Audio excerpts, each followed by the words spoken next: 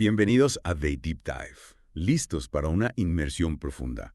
Hoy nos adentramos en la Ley 2422 de Chile. Una ley que ha realmente transformado la inclusión de las personas con discapacidad. Absolutamente. Y para quienes estudian políticas educacionales, bueno, esta ley es fundamental. Sin duda. Un modelo a seguir, incluso en otros países, impacta directamente en cómo creamos entornos de aprendizaje inclusivos. Exacto. Imaginen, están diseñando un programa educativo, ¿verdad? Esta ley les da un mapa detallado. Desde la infraestructura, piensen en la infraestructura, hasta la formación docente, para que la inclusión sea real. Y lo que realmente me fascina es que no se queda solo en enunciar derechos. Va más allá. Establece mecanismos concretos para hacerlos realidad. Y eso es clave, ¿no? Pasar de la teoría a la práctica. Totalmente. Entonces, ¿por dónde empezamos? Bueno, el artículo 1, la base, el propósito central. Igualdad de oportunidades para las personas con discapacidad. Y su plena inclusión social. Y aquí es donde entra el artículo 2, porque no se trata solo de leyes, ¿verdad? Se trata de cambiar mentalidades. Este artículo enfatiza la sensibilización, que la sociedad comprenda los derechos y la participación activa de las personas con discapacidad. Claro, no basta con tener una ley si la sociedad no está preparada. Exactamente. Y luego en el artículo 3 encontramos los pilares, los 5 pilares de esta ley. Los cimientos. Hablemos de vida independiente, empoderar a las personas con discapacidad para que tomen sus propias decisiones. Me encanta, un cambio de enfoque total. Ya no es asistencialismo, es reconocer su autonomía. Y luego, accesibilidad universal, que los entornos, los productos, los servicios sean utilizables por todos, sin importar sus capacidades. Imaginen un mundo sin barreras. Sí, exacto. Y el diseño universal lleva esto un paso más allá. Integrar la inclusión desde el diseño, desde la concepción misma de los espacios, de los productos. Pensar en la inclusión desde el principio, Exactamente. no adaptarnos después. Y la intersectorialidad, porque la inclusión no es un tema de un solo ministerio. Claro. Debe estar presente en todas las áreas de la administración pública. Un enfoque holístico, la inclusión en el ADN de las políticas públicas. Exacto. Y finalmente, participación y diálogo social. Asegurar que las personas con discapacidad, sus familias, sus organizaciones participen, que tengan un rol activo en el diseño, en la implementación de las políticas que les afectan. Nada de decisiones a puerta cerrada. Exactamente. Ahora bien, ¿cómo define la ley la discapacidad y la discriminación? Aquí es donde se pone interesante. El artículo 5. Define a la persona con discapacidad no solo por su condición, sino también por cómo las barreras del entorno impactan su participación. Qué interesante. No se enfoca solo en la persona, No. sino en el contexto. En el contexto. Es como decir, la discapacidad no está solo en la persona, sino también en las barreras que la sociedad construye. Me encanta ese enfoque. Y en el artículo 6, la ley define términos clave: discriminación, ayudas técnicas, servicio de apoyo, cuidador, dependencia. El lenguaje, los cimientos del lenguaje que usamos para hablar de inclusión en Chile. Exacto. Un marco de referencia común para entender la ley y aplicarla. Y hablando de práctica, adentrémonos en la educación. El título cuarto. Aquí es donde la ley 2422 se vuelve especialmente relevante para ustedes, futuros expertos en política educacional. Este título detalla las medidas para garantizar la igualdad de oportunidades en la educación. Y el artículo 34 es la piedra angular, ¿verdad? Garantiza el acceso a la educación para personas con discapacidad en instituciones, tanto públicas como privadas. Exacto, en entornos regulares, en entornos especiales. Imaginen, son padres en Chile y tienen un hijo con discapacidad. Este artículo les da la tranquilidad de que su hijo tiene derecho a la educación. Un gran paso para asegurar que todos los niños tengan las mismas oportunidades. Sin duda. Y lo que me parece fantástico es que este artículo exige que las escuelas, ya sea de educación parvularia, básica o media, que tengan planes para estudiantes con necesidades educativas especiales. Planes específicos involucrando a toda la comunidad educativa en el proceso. Un enfoque colaborativo, profesores, asistentes, la comunidad, trabajando juntos. Para crear ese entorno de aprendizaje adecuado para cada estudiante. Y el artículo 36 va un paso más allá. Exige que las escuelas regulares adapten sus currículos, su infraestructura, que brinden el apoyo necesario para asegurar que los estudiantes con discapacidad puedan participar. Un cambio radical. Repensar la educación desde una perspectiva inclusiva. Claro, la ley también contempla la opción de clases especiales dentro de escuelas regulares o escuelas especiales para aquellos casos en que la integración a la educación regular sea un desafío mayor. Flexibilidad para responder a la diversidad. Reconocer que no hay una única solución para todos. Exactamente. Y ahora, si les parece, podemos enfocarnos en algunos puntos clave de la ley que impactan directamente en la formulación e implementación de la política educativa. Me parece perfecto. El artículo 39, ahí está la clave. El Ministerio de Educación, responsable. Asegurar la participación de las personas con discapacidad en programas de aprendizaje, de desarrollo cultural, desarrollo profesional. La inclusión a lo largo de toda la vida, no solo la educación formal. Exactamente. Y este mismo artículo obliga a las instituciones de educación superior implementar mecanismos que faciliten el acceso a los estudiantes con discapacidad y adaptar los materiales de estudio. Claro, esto nos lleva a la formación docente. ¿Cómo se asegura la ley de que los educadores estén preparados para la inclusión? El artículo 42, ahí está la respuesta. Se enfatiza la necesidad de que las instituciones educativas, que promuevan el respeto por las diferencias lingüísticas de las personas con discapacidad sensorial. Sordas, ciegas o sordociegas. Exactamente. Esto implica que los futuros docentes, que deben estar capacitados en lengua de señas y otros métodos de comunicación. Así es, preparados para atender la diversidad en el aula.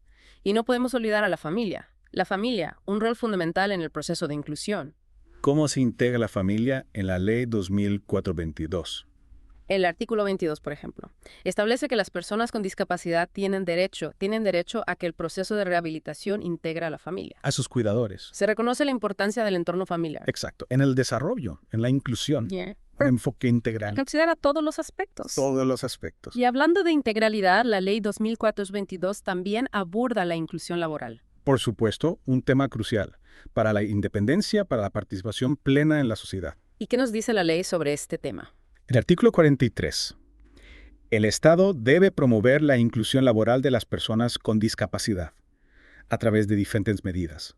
Fomentar prácticas laborales inclusivas, crear programas de acceso al empleo, difundir tecnologías y servicios laborales accesibles. Un cambio de mentalidad no solo en el sector público, sino también en las empresas privadas. Sin duda. Y para garantizar la igualdad de condiciones en la búsqueda de empleo, el artículo 24 establece que cualquier institución que ofrezca servicios educativos de capacitación o empleo debe realizar ajustes en los exámenes de selección. Ajustes necesarios para que las personas con discapacidad puedan participar, en igualdad de condiciones. Eliminar las barreras que les impiden competir. Exactamente. Y la ley va más allá. Establece medidas para la accesibilidad física, en edificios públicos, en el transporte. ¿Podrías darnos algunos ejemplos? Ejemplos concretos. El artículo 28. Todos los edificios de uso público, los que presten servicios a la comunidad, deben ser accesibles para personas con discapacidad, especialmente aquellas con movilidad reducida. Rampas de acceso, ascensores, señalización especial, entre otros. Rediseñando el espacio público para que sea realmente inclusivo. Y esto no se limita solo a los edificios nuevos. Los edificios existentes también deben realizar adecuaciones para cumplir con la normativa. Claro, se les da un plazo mayor. Una transformación gradual del entorno. Exacto, hacia un entorno más inclusivo. Y la accesibilidad no se limita a los edificios. El artículo 30 al transporte público, todos los medios de transporte, señalización, asientos, espacios suficientes. De fácil acceso para personas con discapacidad. Moverse con autonomía. Independencia por la ciudad. Usando el transporte público como cualquier otra persona. Así es. Y para facilitar aún más el transporte, el artículo 48, beneficios arancelarios para la importación de vehículos por personas con discapacidad. Una medida que reconoce sus necesidades específicas de movilidad. Exacto. La inclusión no se limita al espacio físico. La Ley 2422 también aborda la accesibilidad a la información y la comunicación. ¿Qué nos dice la ley sobre este tema? El artículo 25. Los canales de televisión deben implementar mecanismos de accesibilidad, subtítulos, lengua de señas, para que las personas con discapacidad auditiva puedan acceder a la programación. Que la información sea accesible para todos, independientemente de sus capacidades. Totalmente de acuerdo. Y la ley va más allá. Reconoce la lengua de señas chilena como la lengua natural de las personas sordas, un elemento esencial de su cultura e identidad. Un avance muy importante en el reconocimiento de la diversidad lingüística y cultural. El artículo 26. El Estado debe promover, respetar y hacer respetar los derechos culturales y lingüísticos de las personas sordas, garantizar su acceso a servicios públicos y privados en lengua de señas. Y esto tiene implicaciones directas en la educación, ¿verdad? Por supuesto, la ley establece que la enseñanza de la lengua de señas debe ser realizada preferentemente por personas sordas calificadas. No solo garantiza la calidad de la enseñanza, sino que también promueve la participación de la comunidad sorda. Exactamente. La Ley 2004-2022 busca integrar la perspectiva de las personas con discapacidad en todos los ámbitos de la sociedad. Hablando de integrar, ¿podrías contarnos un poco sobre el Servicio Nacional de la Discapacidad? Senadis. Claro que sí. El título 7 de la ley crea el Senadis, un organismo clave para la implementación de la ley. ¿Y cuál es su función principal? Senadis tiene la responsabilidad de promover la igualdad de oportunidades, la inclusión social, la participación y la accesibilidad de las personas con discapacidad. Coordina las acciones y prestaciones sociales de diferentes organismos del Estado. Asesora al Comité de Ministros en la elaboración de la Política Nacional para Personas con Discapacidad y ejecuta planes, programas y proyectos para mejorar la calidad de vida de las personas con discapacidad.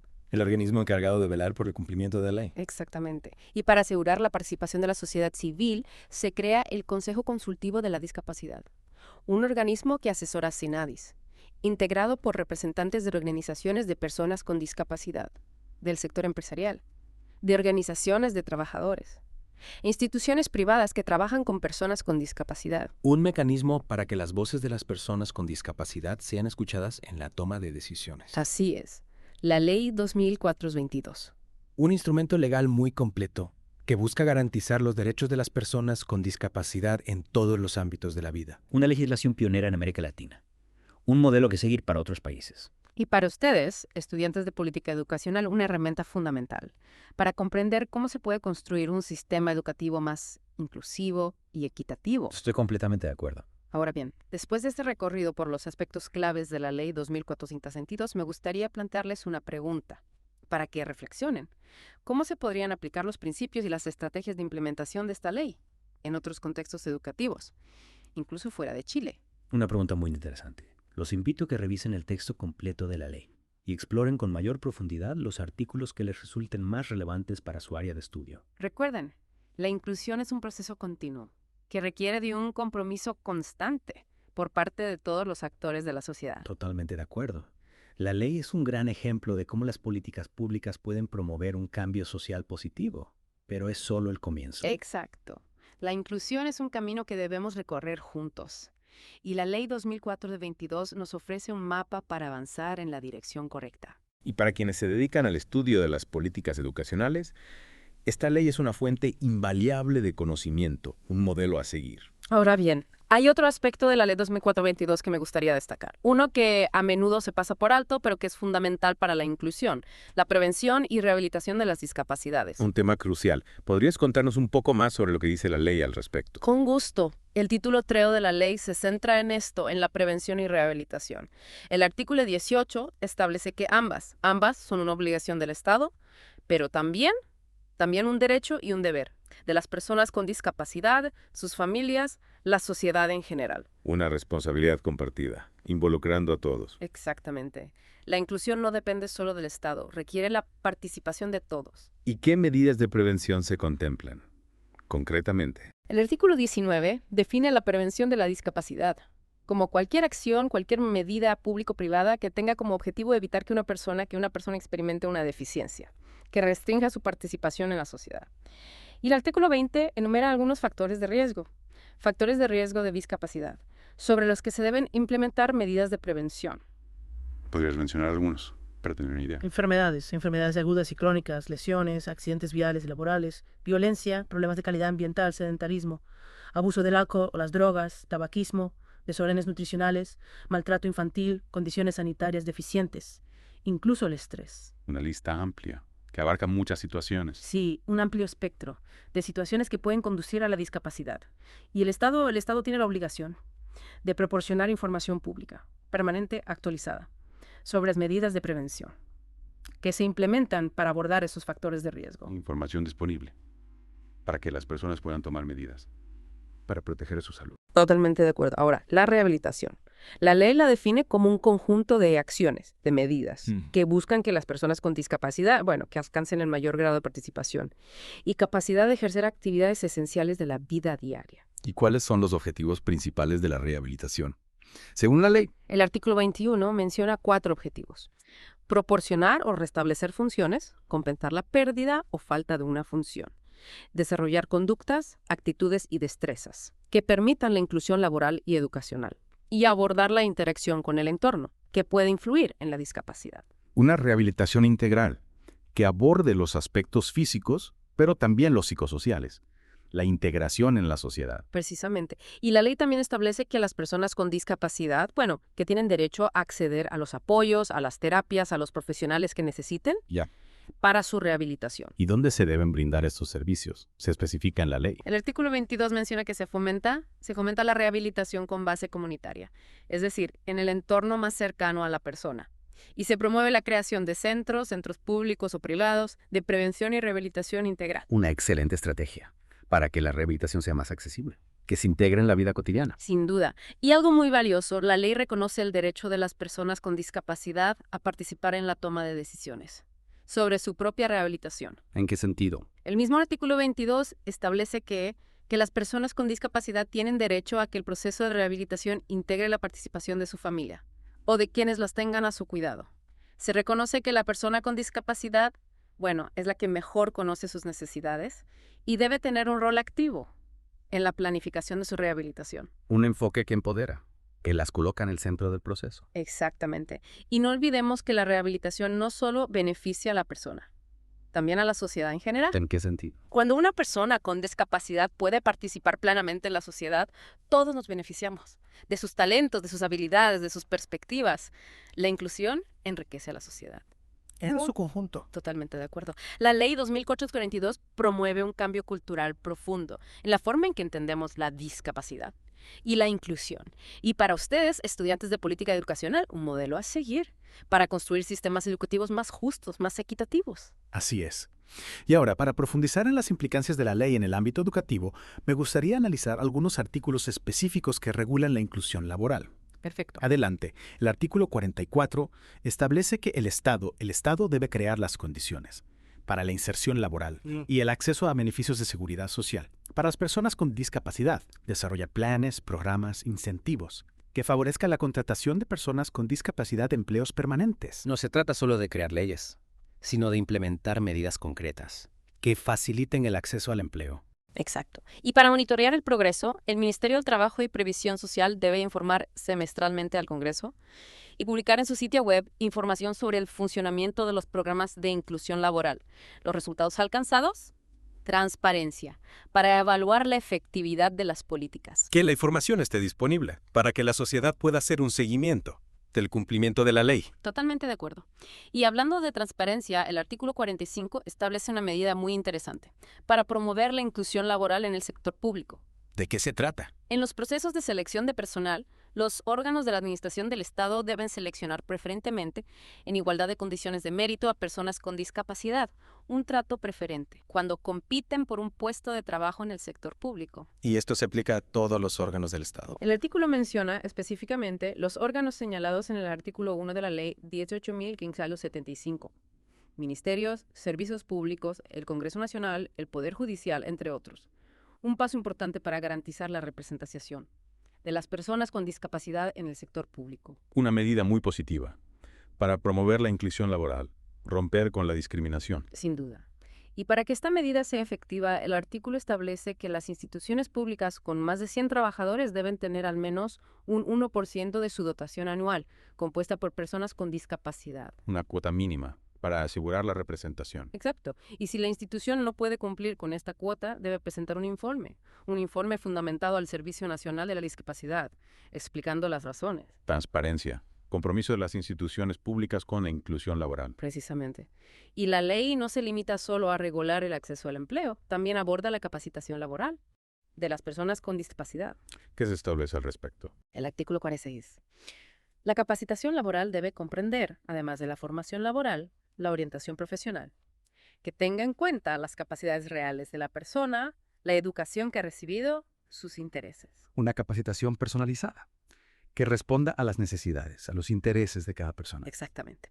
Y para facilitar el acceso a la capacitación, el artículo 47 permite que las personas con discapacidad, que puedan celebrar contratos de aprendizaje hasta los 26 años de edad, adquirir experiencia laboral mientras se capacitan. Una excelente medida para promover la inserción laboral de los jóvenes con discapacidad, brindarles la oportunidad de aprender haciendo, en un entorno real.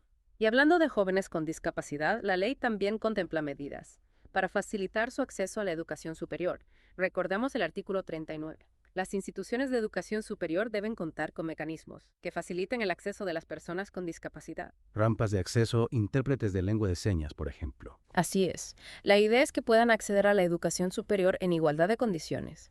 Y para asegurar que las instituciones cumplan con este requisito, el artículo establece que deben adaptar los materiales de estudio, los medios de enseñanza, para que puedan cursar las diferentes carreras. Y una medida fundamental, para garantizar la inclusión en la educación superior, reconocer que la diversidad enriquece el entorno académico. Y no olvidemos que la inclusión educativa no se limita solo a la educación superior, abarca todos los niveles educativos. La ley establece algo específico sobre la educación de niños con discapacidad. Sí, el artículo 70. Establece que para la asignación y financiamiento de los servicios y ayudas técnicas que requieran los niños y niñas menores de 6 años, será suficiente la determinación diagnóstica del médico tratante y la presentación de un plan de tratamiento. Facilitar el acceso a los servicios de apoyo para la primera infancia. Una medida que reconoce la importancia de la atención temprana para el desarrollo de los niños con discapacidad. Proporcionar apoyo desde una edad temprana. Brindarles una base sólida para su desarrollo integral. Precisamente. La Ley 2004-22, una legislación muy completa, que aborda la inclusión de las personas con discapacidad en todos los ámbitos de la vida, desde la educación hasta el empleo, la salud, el transporte, la participación social. Un modelo a seguir para otros países, que buscan construir sociedades más justas, más inclusivas, y para ustedes, estudiantes de política educacional, una fuente de inspiración, para pensar en cómo construir sistemas educativos que respondan a las necesidades de todos los estudiantes, sin excepción. Sin duda, un modelo a seguir. Y para ir cerrando este deep dive, me gustaría retomar tu pregunta. ¿Cómo se podrían aplicar los principios y las estrategias de la Ley 2004-22 en otros contextos educativos, incluso fuera de Chile? Una pregunta clave. Los invito a reflexionar sobre cómo los principios de vida independiente, accesibilidad universal, diseño universal, intersectorialidad, participación y diálogo social, cómo se podrían aplicar en sus propios contextos educativos. Y también a analizar las estrategias de implementación. Adaptación curricular, la adecuación de la infraestructura, la provisión de materiales de apoyo, la capacitación docente, la sensibilización de la comunidad educativa, la creación de mecanismos de fiscalización y control. Un ejercicio para conectar los conceptos teóricos con la práctica. Pensar en soluciones innovadoras para los desafíos de la inclusión educativa. Y recuerden, la inclusión no es solo un derecho, también una inversión inteligente. Cuando todos los estudiantes tienen la oportunidad de desarrollar su máximo potencial, la sociedad en su conjunto se beneficia. Exactamente. La inclusión enriquece la diversidad, la creatividad, y nos permite construir un futuro más justo, más equitativo para todos. Muchas gracias por acompañarnos en este apasionante recorrido por la Ley 2004-22 de Chile. Esperamos que esta información les haya sido útil, que los inspire a seguir trabajando por la inclusión. Hasta la próxima.